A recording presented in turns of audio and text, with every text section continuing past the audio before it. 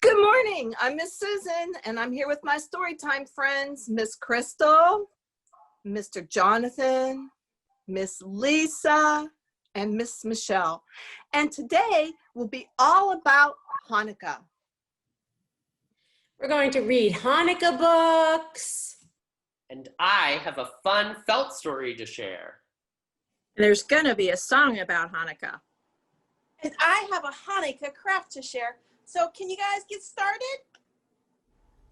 Hey everybody, are you ready for the hello song? You remember hello and friends, right? Okay, let's sing it. We'll sing it 2 times. All right, here we go. Hello friends, hello friends, hello friends. It's time to say hello. Let's do it one more time. Ready? Hello, friends. Hello, friends. Hello, friends. It's time to say hello. Hey, everybody. It's time for story time. Hi, everybody. Are you ready to sing the glasses song? Okay, we're going to need to take our hands. We're going to make 2 circles, and these are going to be our glasses. Can you see me? I can see you. All right, then we're going to take our hands and put them together. This is going to be our book. Let's see what's going to be in our book. All right, ready? These are my glasses. This is my book. I put on my glasses and open up the book. Now I read, read, read, and I look, look, look. I put down my glasses and close up the book. These are my glasses, this is my book. I put on my glasses and open up the book. Now I read, read, read, and I look, look, look. I put down my glasses and close up the book. Oh, you guys did such a great job. Hello, boys and girls. We're going to read The Latka Who Couldn't Stop Screaming, a Christmas story by Lemony Snicket. A Christmas story? Well, that can't be right. We were talking about Hanukkah, right? Well, I guess let's find out. This story ends in someone's mouth, but it begins in a tiny village more or less covered with snow. The snow had fallen during the long night, during which children had pressed their faces to the windows looking for a glimpse of a man they suspected of bringing them wonderful gifts. But instead, they heard a terrible noise from a certain cottage in the neighboring arrondissement, a word here which means a place where something was being born. The cottage was already regarded with some suspicion, as it was the only place not decorated with flashing colored lights this time of year. Maybe the people inside there don't celebrate Christmas, right? The thing that was being born was a latke, a word here which means potato pancake. Latkes are a traditional part of the celebration of Hanukkah, a holiday commemorating a miraculous Jewish military victory. Nearly everything in this world is born screaming, and the latke was no exception. Even though the latke wasn't conceived and born the way you and I were conceived and born, but instead was fashioned from grated potatoes, chopped onion, beaten eggs, and a dash or 2 of salt. Once these ingredients were properly mixed, the latke was slapped into a pan full of olive oil heated to a very high temperature, and this was when it began to scream. Ah! Ah! Oh my goodness! What a fuss it's raising, huh? The latke was suffering so much that it leapt out of the hot pan and out the window of the cottage and began to run screaming down the boulevard. Ah! This may seem like unusual behavior for a potato pancake, but this is a Christmas story in which things tend to happen that would never occur in real life. The latke ran past a row of flashing colored lights. What are these? Christmas lights, right? Which hung from the rain gutters of a less suspicious cottage. What's all the ruckus? The lights said in unison. We're the ones who are supposed to be dominating the neighborhood with our cheerful glow.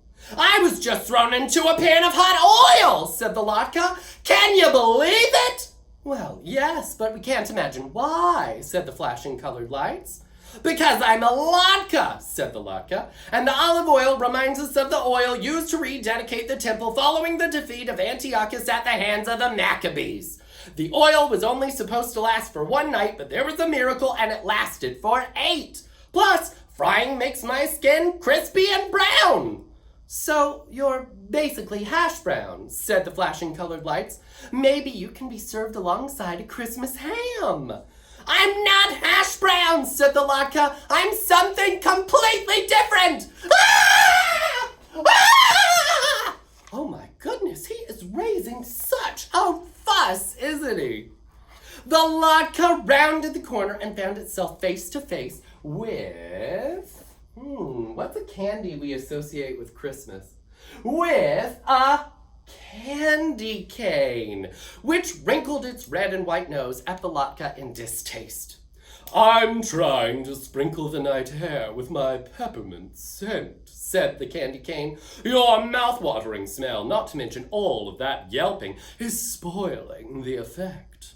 My mouth-watering smell is part of the cozy feeling of Hanukkah, the Latka replied. It reminds us that things are better now than they were in 175 BCE, when my people were not allowed to practice their religion.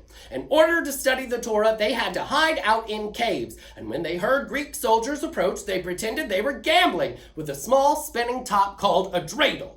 Oh, sort of like how Joseph and Mary hid out in the manger, said the candy cane. Someone should write a Christmas carol about you. I'm not part of Christmas, said the Latka. It's something totally different. Ah! Ah!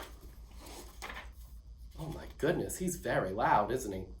And the screams of the Latka grew quieter and quieter as the pancake ran out of the village into the surrounding forest. Its utter fury was unabated, a phrase here which means the Latka was still very annoyed at the objects to whom it had spoken. But it was quite tired, so it decided to rest for a few minutes beneath the branches of a little pine tree. Oh, how pretty, right? The pine tree was napping, but woke up at the sound of an object plopping down at its feet. Are you a present? Said the pine tree. Presents are pretty much the only thing allowed to sit beneath me this time of year. The Latka sighed. Presents aren't really a big part of Hanukkah, said the Latka, its voice hoarse from screaming. There's nothing wrong with gifts, giving gifts to loved one, of course, but it's more important to light the candles for 8 consecutive nights, to commemorate the miracle in the temple and the miracle of the victory, even when you are thoroughly outnumbered, so you shouldn't give up hope. Well, plus Santa Claus, said the pine tree, and the Latka was too exhausted to scream. Santa Claus has nothing to do with it, said the Latka. Christmas and Hanukkah are completely different things. But different things can often blend together, said the pine tree. Let me tell you a funny story about pagan rituals. But before the pine tree could begin its story, a family came trooping through the snow, searching the forest carefully. We shouldn't have waited until the last minute to get ready for the holiday, said the father in the family, who was holding an axe. We'll never find a good one. Oh, you shouldn't give up hope, said the mother, and pointed at the pine tree. Look! It's perfect, said the daughter. Beautiful, agreed the son. Such a marvelous shape, said the mother. Do you think they're talking about the tree? Maybe they're looking for a Christmas tree. And its skin looks so crispy, said the father. Oh, they must be talking about the latke, right? And he scooped up the latke from the snow. We'll need to reheat it, of course, but this will be perfect for Hanukkah dinner with a topping of applesauce, sour cream, and even jam. I'll refry it in the oil, said the mother, to remind us of the rededication of the temple. And the triumph of the Maccabees over Antiochus, added the daughter. After hiding in caves all that time, the son chimed in, and the father smiled down at the latke in his mitten, and then stared curiously at his other hand. What was I thinking, bringing this axe, he said to himself. The family strolled back to the village, walking past all the cottages with flashing, brightly colored lights. and smiling politely at the candy canes until they reached their own home. The family carried the latke into their own home, which was warm and cozy, and sat down at the table, which was lit with flickering candles of a menorah, or a Hanukkah, which is a branched candelabra designed specifically for the holiday of Hanukkah. It is very frustrating to not be understood in this world, boys and girls. If you say one thing and keep being told that you mean something else, it can make you want to scream. Shh, don't do it now. But somewhere in the world, there is a place for all of us, where whether you are an electric form of decoration, peppermint scented sweet, a source of timber, or a potato pancake. On a cold, snowy night, everyone and everything should be welcomed somewhere. And the latke was welcomed into a home full of people who understood what a latke is and how it fits into its particular holiday. And then they ate it. Hey everybody, are you ready to sing a song about Hanukkah? I know I am. This is a fun song. It's about the candles on the Hanukkah menorah, how many nights is Hanukkah celebrated, and the fun game with the dreidel, the little top game. So let's sing our song. Now it goes like this. First we're going to talk about the candles. So we'll have 1 little, 2 little, 3 little candles, 4 little, 5 little, 6 little candles, 7 and 8 little candles on the Hanukkah menorah. It sounds like this. Are you ready? 1 little, 2 little, 3 little candles, 4 little, 5 little, 6 little candles, 7 and 8 little candles on my Hanukkah menorah. Now we're going to talk about the 8 nights of Hanukkah. 1, 2, 3 nights of Hanukkah, 4, 5, 6 nights of Hanukkah, 7 and 8 nights of Hanukkah, 8 great nights of Hanukkah. And then the dreidel, we're going to spin around like the dreidel. It's going to be so much fun. We're going to spin, spin around like a dreidel. Spin, spin around like the dreidel. Spin, spin around like the dreidel. Like my Hanukkah dreidel. Very good. Now let's put it all together and sing it all the way through. Are you ready? Okay, here we go. 1 little, 2 little, 3 little candles, 4 little, 5 little, 6 little candles, 7 and 8 little candles on my Hanukkah menorah. 1, 2, 3 nights of Hanukkah, 4, 5, 6 nights of Hanukkah, 7 and 8 nights of Hanukkah, 8 great nights of Hanukkah.